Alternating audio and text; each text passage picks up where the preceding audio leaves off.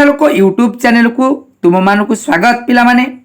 आज भिडियो रे आमे दशम श्रेणी साहित्य सिंधु पुस्तक अंतर्गत मातृभाषा और लोकशिक्षा शीर्षक प्रबंधर अभ्यास दीर्घ प्रश्न उत्तर मूलक आम आलोचना करवा। विशेषकर आज प्रश्न हूँ कौटा ना 27 नंबर प्रश्न। ये प्रश्नटी हूँ कौन ना मातृभाषार प्रसार पाई प्राबंधिक जो चिंतन प्रयास करिसेंती ताहा पठित प्रबंध को भित्ति करी विश्लेषण कर।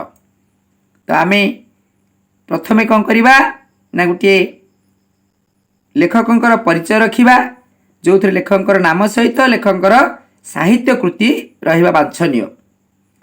तो किभଳି भाবে लेखा देखंतु विशिष्ट प्राबंधिक भाषातत्वविद अनुवादक गोलोक बिहारी धल ओडिया साहित्यर जड़े बलिष्ठ सारस्वत साधक।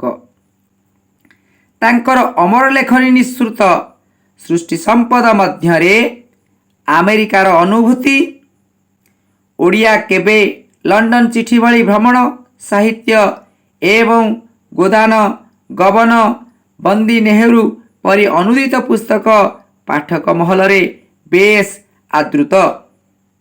तापर पिला माने आउटे अनुच्छेद रे आमे प्रसंग लिखिबा जेबल लेखाई देख मातृभाषा लोकशिक्षा शीर्षक प्रबंधटी प्राबंधिक गोलोक बिहारी धलंक रचित ओडिया केबे पुस्तकरु संगृहीत।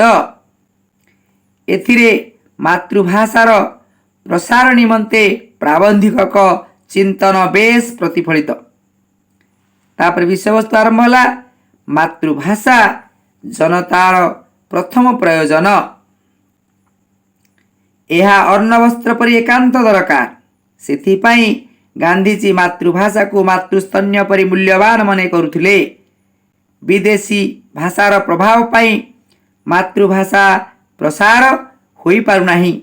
मातृभाषा रे जेते काम सहज करी हबो जेते पाठ पढ़ी हबो विदेशी भाषा रे सेते करी हेबो नाही। कारण मातृभाषा रे जेउ स्फूर्ति बा आनंद मनुष्यर होई थाए ता विदेशी भाषा रे होई न थाए।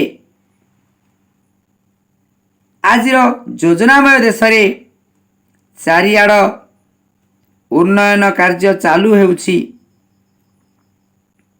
रास्ता घाट कांथ सर्वत्र प्रचार पत्र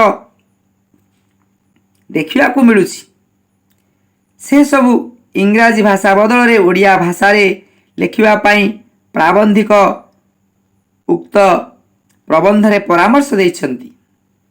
कारण ओडिया रे लेखा गले लोके जानी परिबे जे सरकार सेमानंक पाई कौन कौन कार्यक्रम करुछंती। एणु लेखकंक भाषा रे विंश शताब्दीर द्वितीयार्धरे मध्य आमे निज भाषा विषय सचेतन हेबाकू आरंभ करिनाहु। सही परी रास्ता मझिरे लेखा जाइथिबा निर्देशनामा इंग्राजी भाषा बदल ओडिया भाषा रे लेखा जिबा उचित। एथि सहित आमर विवाह व्रत निमंत्रण पत्र ओडिया रे लेखा जिबा जरूरी। फलरे आम भाषा प्रति आमे सचेतन हेबाकू पड़िबो। अवश्य एथिपाई निरलस निरवच्छिन्न साधना करिबाकू पड़िबो। पिला माने ई विषयवस्तु होला पर आमे आउटी अनुच्छेद रे परिसमाप्ति करिबा।